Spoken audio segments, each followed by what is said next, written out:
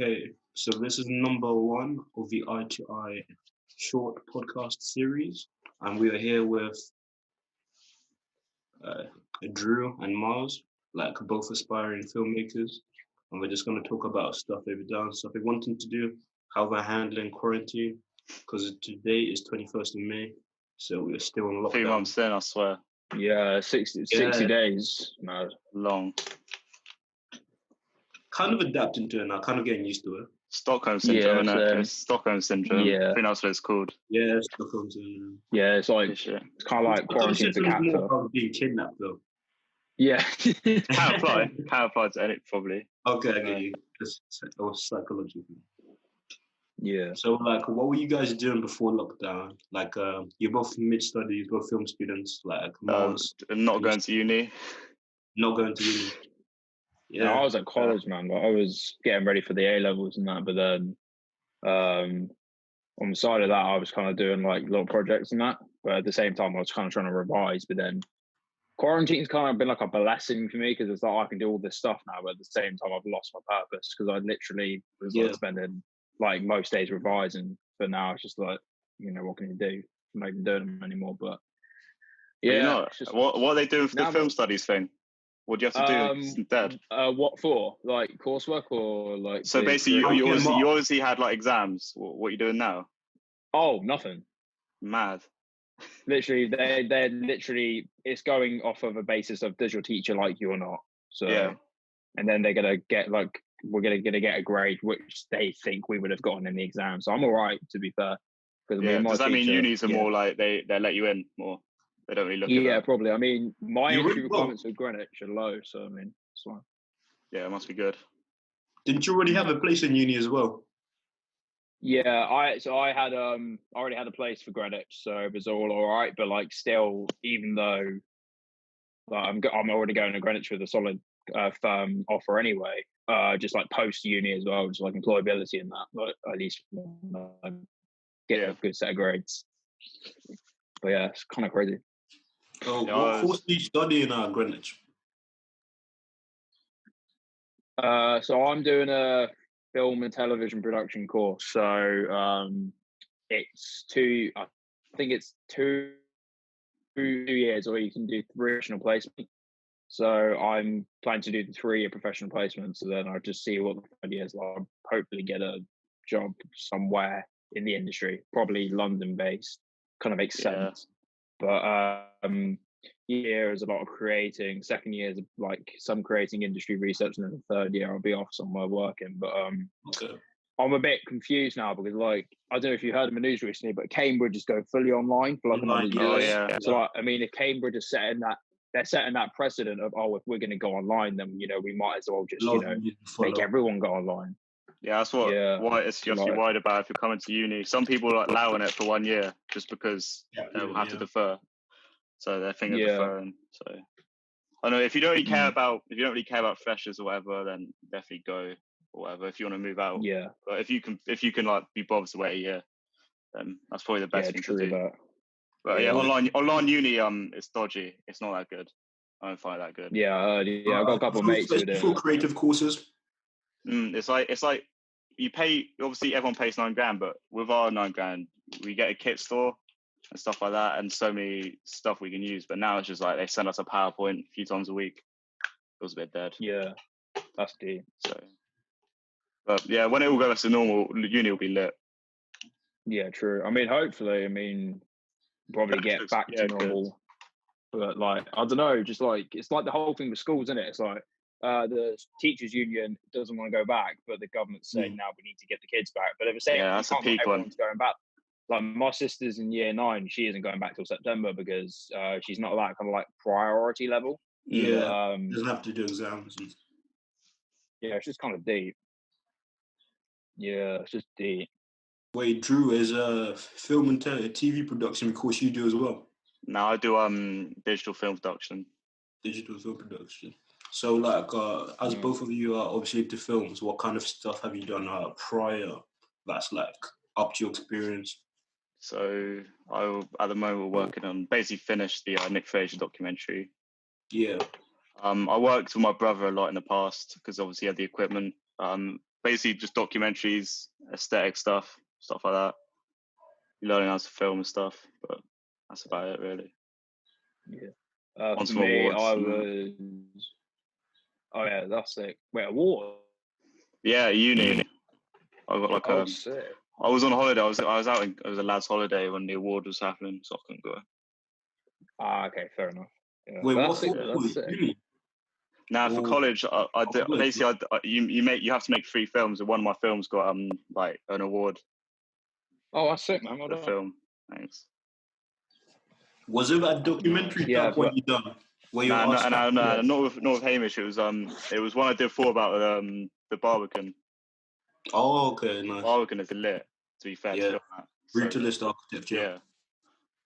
Yeah. So like Drew was talking more about like documentaries and stuff. What kind of stuff are you looking to do, or what kind of stuff you've done even? Sorry. So I did for my coursework I had to make a film like 5 minutes, and I did a kind of abstract kind of horror film about sleep and sleep paralysis and shit. That was good. That's actually got like over 1,000 views on YouTube now. Actually, I checked the other day. When I put stuff out, I just kind of leave it, and then it was like 1.1k views, and I was like, all right, fair enough. But yeah, right after that, I also did a couple of other short films that are on my portfolio website, but they're just like little ones that we did for college work. I'm looking to hopefully maybe make more short film. Like I like making films, but I'd love to make like a documentary one day. But that is probably on my future plan. Yeah, but I just need to find a crew to do a documentary. Like that would probably be I remember you mentioned wanting to start like a production company, right? Oh yeah, definitely. I think I've got a couple of people that I know who want to do the same thing, because again, like my film class, like everyone in my film class was either there to be an aspiring film something, or they were just getting free periods as they called it. But I know a couple of people who wanted to actually make a production company, but I think going to uni will probably give me a lot more people that I can actually networking's really lit with uni. Train with, but network is quite lit. Yeah. But yeah, I'm just looking forward to it. But apart from that, that's about it really. Like I only really did a couple of films, but now I'm in lockdown. I've actually got all the time to do more stuff. But, some music videos as well for the DEF CON, haven't you?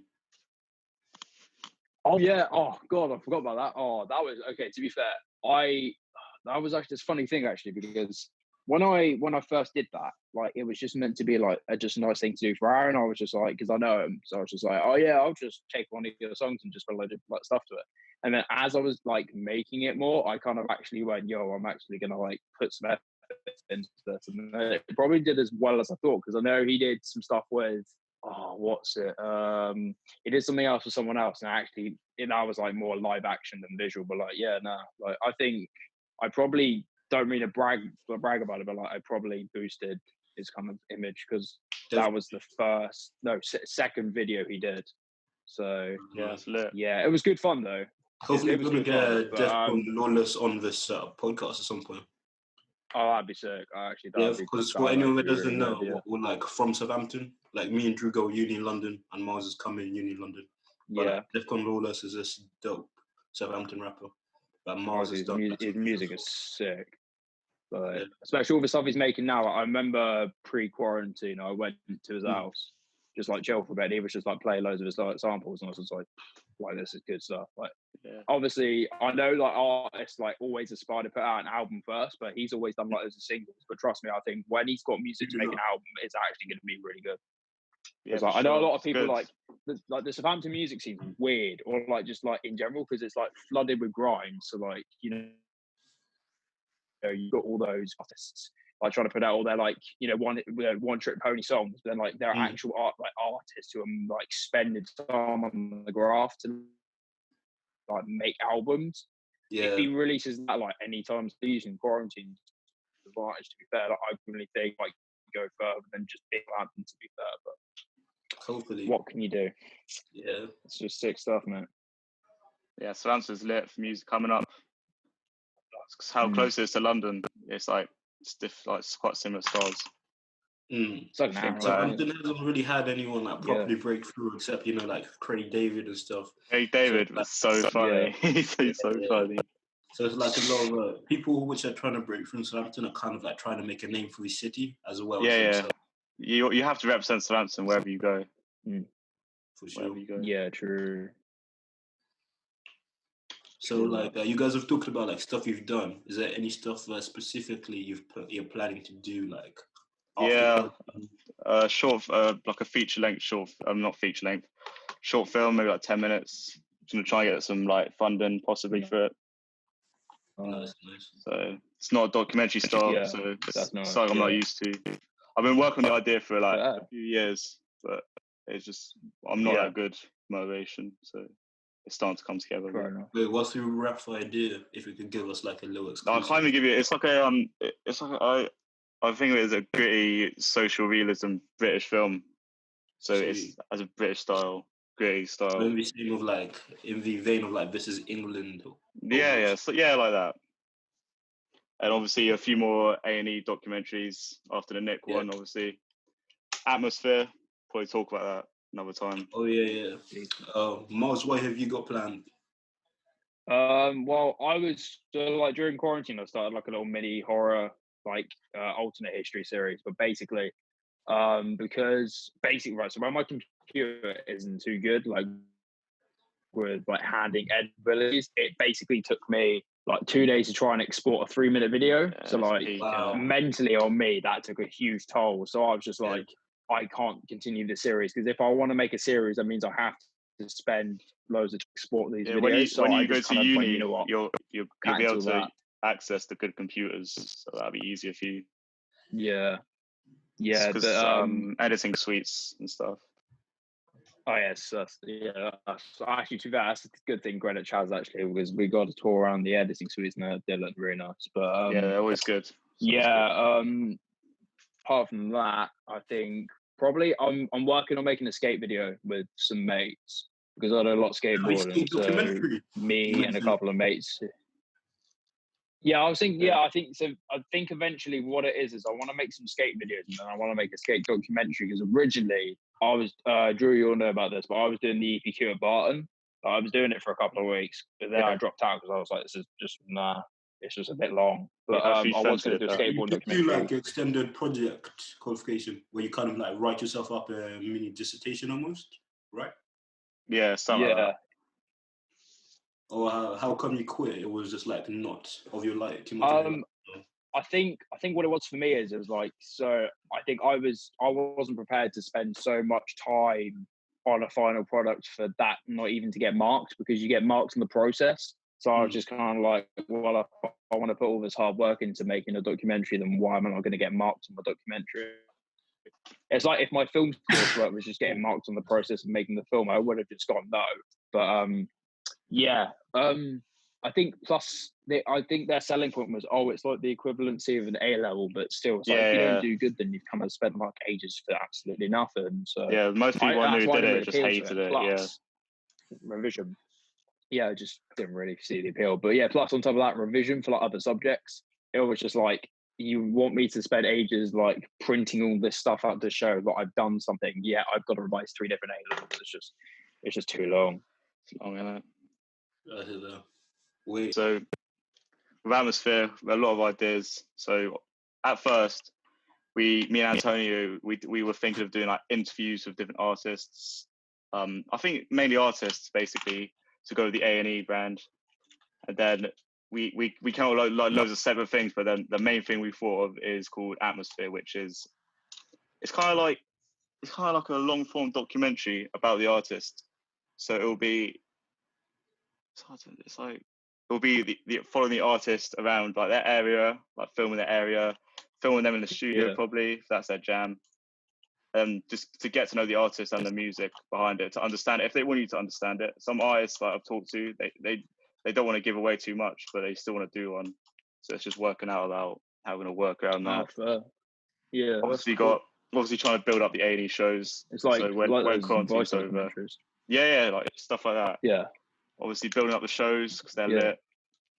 That's a lot of for the artists. It's a lot of exposure. Publish. Yeah. I need to think about the other things. Yeah. There was a few other things, wasn't there, Antonio? Yeah, we've got like a little the atmosphere, like the shows. What was the short form ones like? If we sit them down on a sofa. Oh yeah, it's like Power of Three, where on it's just a YouTube channel with like 3 people in the same field. Similarly, like to what we're doing now, except if we replaced me with someone else who's more like a filmmaker, like doing music videos and stuff, and like 3 people in the field, and you sit them on a sofa or whatever, and you just ask them to like converse naturally on like set topics. And maybe some live stuff like filming them, like obviously the colors, mixtape man, and all that. But obviously find a unique way to do it. So working at that at the moment. Like an electricity like mixtape as well with like all the artists. That'd be sick. Yeah.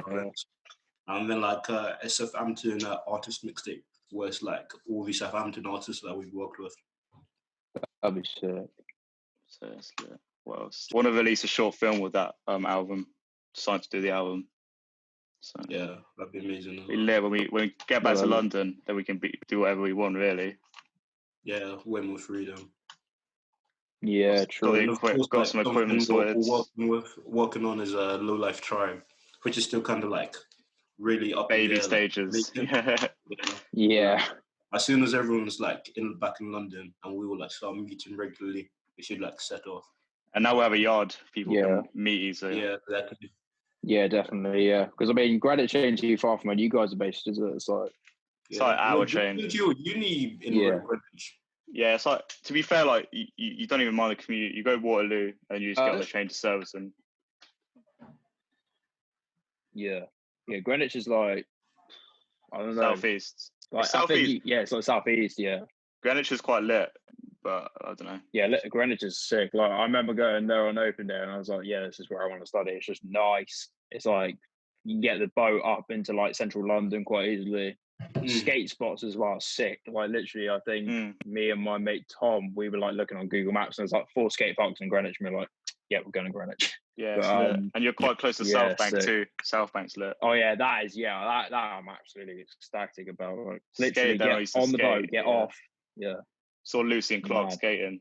Mental. Really? You saw Lucy and Clark? The Palace skateboard. And Blondie, yeah. Jeez, oh my. That's lit. Lucian's lit. He has this new brand, clothing brand, so lit. Can we take a minute to talk about like the bloody just like the right, let me explain. So I was down skate park, I think it was 2 days ago, and me and my mate Steve, we were just having a chat. And I saw the new Palace deck, like from the recent summer drop. Like it was one of the Pro Riders decks. And I was like, oh shit, you got the new Palace deck. And he was like, oh yeah. And I was like, so you like ride Palace often? And he was like, oh nah, I just got it because it's like a hype beast thing. And then that literally angered me so much. And I was like, oh my god. I think hype beast culture. Hype beast culture is so I hate it so much.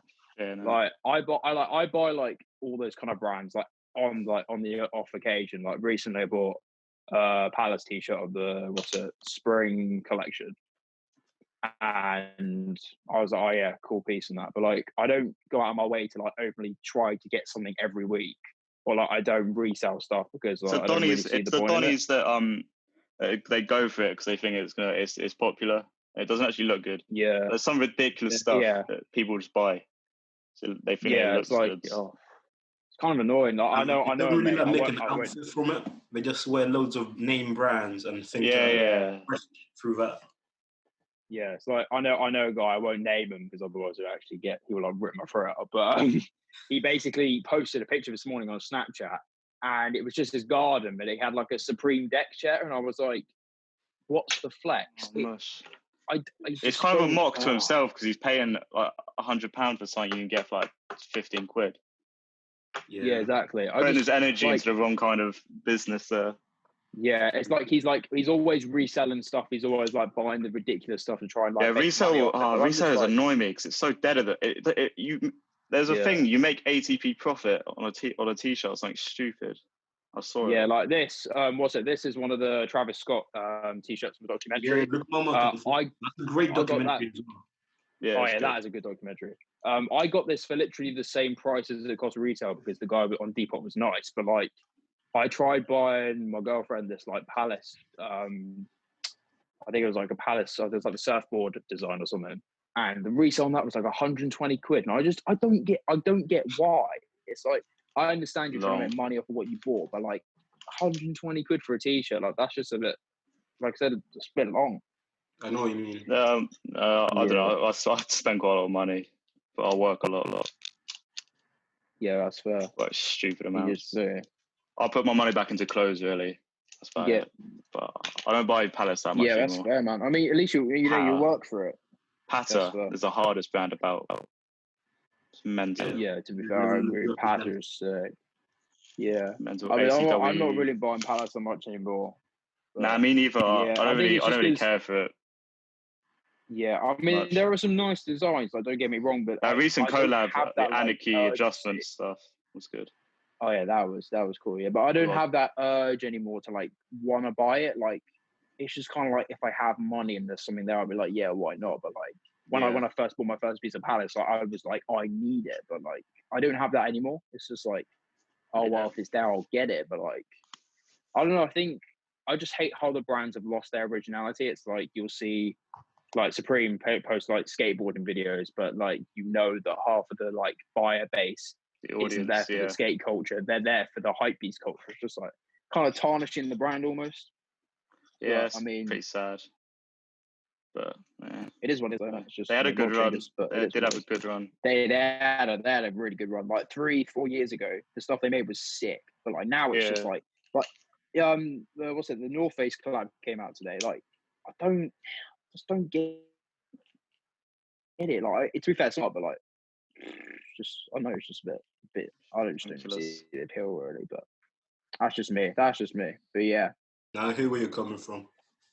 Like they're like losing authenticity. Like the more they do, like divulging from the original brand identity, just to like please their new fan base.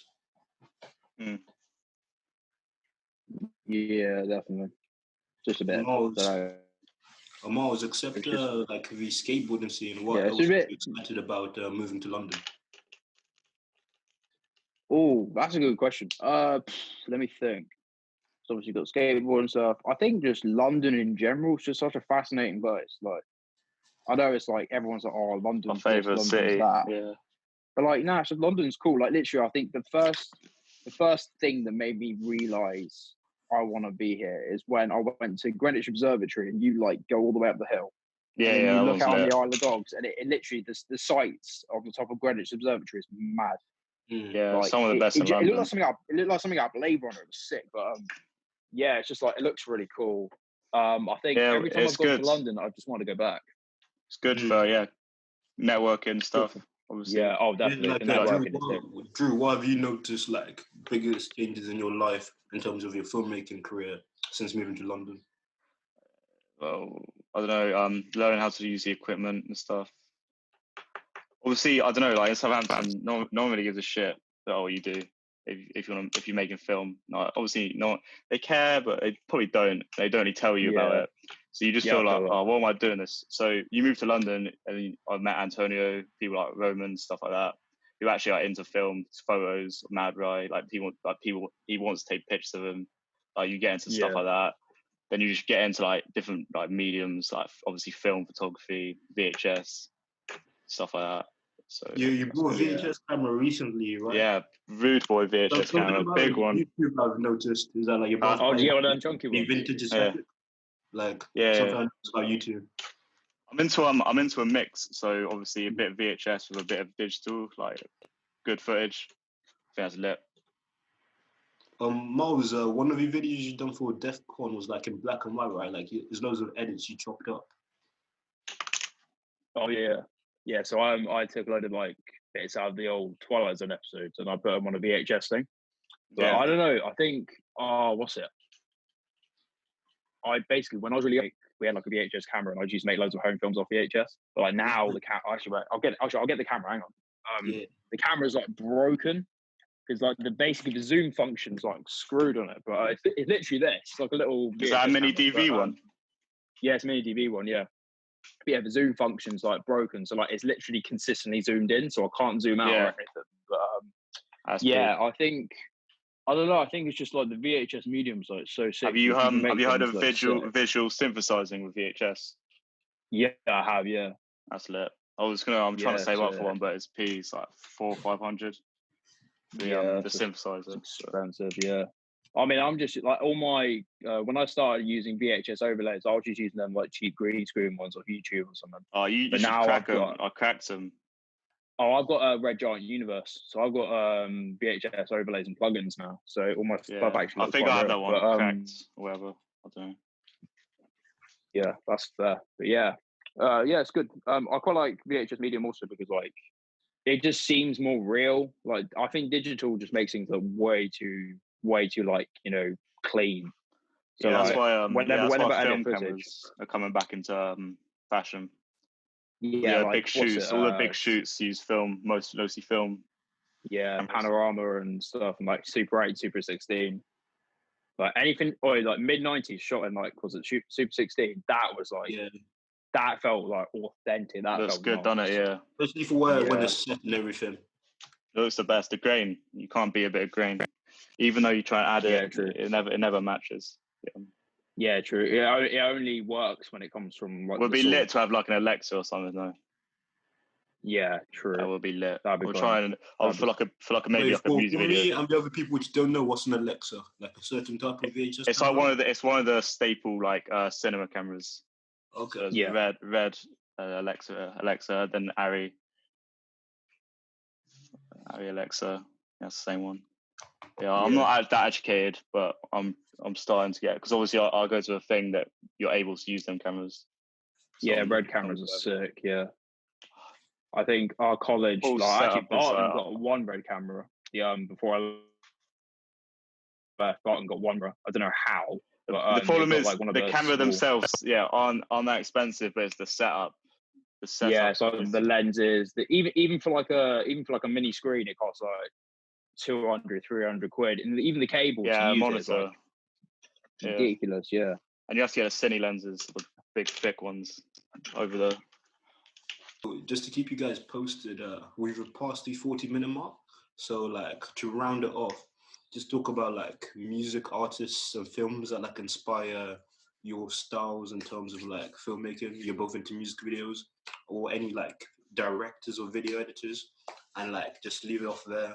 All right. Washing the clothing helps keep parasites away. Etiquette books advise changing one's underwear every day. Probably like, music artist wise, probably like I listen to like a really big range. So like probably name as many as you want. Rockhampton. Yeah. Travis Scott. Frank Sinatra, weirdly actually. Frank Sinatra. Okay. Dean Martin as well. And then Suicide Boys and Scarface actually. They're quite big inspirations. Those are my music ones. Film wise, Scorsese, Tarantino, David Lynch, David Fincher as well. Also, there's this small content creator called Chris Straub who made Local 58, which inspired my last series. Yeah, that stuff is trippy. But apart from that, that's about it really. And then like main inspiration, like mum, dad, and basic ones, like mum, dad, cousins, and all that. But sweet. That's about it. That's lit. I like, obviously, Freddie Gibbs, Madlib, MF Doom, ASAP Rocky. That music video was Skepta, not Praise the Lord. Obviously, Praise the Lord music video is sick. The one they did before. Yeah. The name escapes me. Wait. Yeah. Oh, hang on. Which one was that? Put that on my set. Yeah. And then he did it in two. By, say again, sir? I don't know what that one's called, but Dexter Navy, so lit. Oh, Dexter Navy does all the stuff. He did some stuff with Off-White. Yeah. Oh yeah, true. Yeah. He did the mains. Can't remember which one he did. But yeah, I get what you mean. Yeah, he did some sick stuff. Films Kill List, Shawn Meadows, Ben Wheatley, all of the British stuff. What's his name? Yeah. Guy did Snatch. Guy Ritchie. Guy Ritchie. Yeah. Guy Ritchie. General was lit. Let me think. Stuff like that. I like Stanley Kubrick a lot. Oh yeah, Clockwork Orange. Yeah. I have to watch that every month. It's so lit. Oh, it is honestly. I think like The Shining's Book Orange is just like that is just his best film, I think. It was a pretty low budget as well, wasn't it, compared to it was the one set in Britain, and I find it so cool. Like the whole aesthetic of it is so cool. Like there are some bits you just kind of have to brush over, like in terms of things. But yeah, it's sick. Who else? It's music. Any 90s hip hop I like. Music videos are dodgy though. Wu-Tang videos were quite good though. True. Yeah, Wu-Tang videos. Mystery of Chess Boxing is fucking hilarious. Oh, Mystery of Chess Boxing and Bring the Ruckus have the best music videos, I think. Like they're just sick. Kano. Yeah. Kano's incredible. Oh yeah. Kano is a top don. His music video from the one with PopCam where he let everyone into his house, he had a barbecue, he literally just filmed it. Like I don't think you can make a better music video that like that represents like Kano so much, as in just obviously only Kano can do that. ASAP Rocky, his music video is always lit. He has a good team behind him. That's what I'm saying. And he sometimes codecs them, and they're still lit. But he has such a good team behind him. Yeah, I think the music video for Babushka. What's his name? I think it's Matt Walker, the guy who does Jamie's music videos. I think it's Matt Walker. Yeah, they're lit. That's we definitely have to do another video where you guys talk about all these inspirations you mentioned, and then like go into like what you like about them as well. Definitely, we'll definitely do that. That sounds sick. Yeah. Do you guys want to shout out like your social medias or any like YouTube stuff you've done? That you jeez. Oh, okay. Drew, go first. I need to think. Hang on a minute. Drew.Harley53 on Instagram. That's it. Sick. I don't actually have a YouTube channel, really. I've got like you've done like the YouTube video. I'm the air electricity cameraman.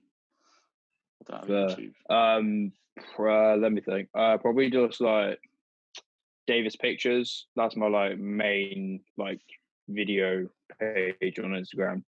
Skate Davis, if you really want to look at me skate. I mean, I'm getting there, to be fair. Like, actually, I went down the skate park earlier. I was getting my rock to fakies. So I'm getting, that's pretty good. And then, I don't know, we got Defcon Lawless, I guess. Because to be honest, he kind of made my, like, music video kind of thing. But, like, he kind of helped me get a foot on that. And also, I'm hoping soon to join AEYE.